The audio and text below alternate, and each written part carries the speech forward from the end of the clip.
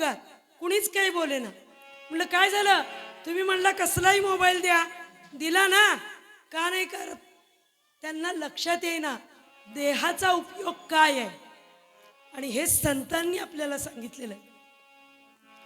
या देवानी मोबाईल केला, ओ या देवानी मोबाईल केला, त्याचा वापर संतांनी केला.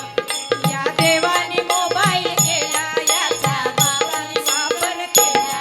या देवाने मोबाईल केला, याचा वापर संतांनी केला. या देवानी मोबाईल केला, याचा वापर संतांनी केला. अहो तुमच्या मोबाईलचे चार्जर आणि 2-3 दिवसात होईल पुर्र. 2-3 दिवसात तुमचं चार्जर संपतंय.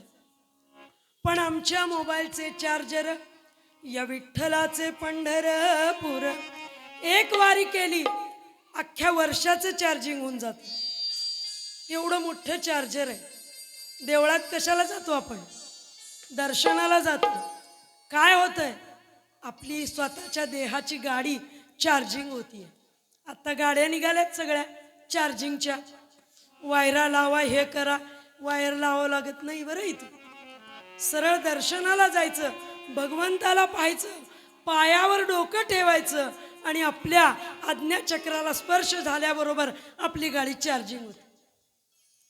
हे चार्जर पंढरपुरामध्ये, म्हणून सगळे मोबाईल आळंदीवरनं निघतेत आणि त्या पांडुरंगाच्या पायावर डोकं ठेवतात, चार्जिंग करून परत आपल्या घरी जातात.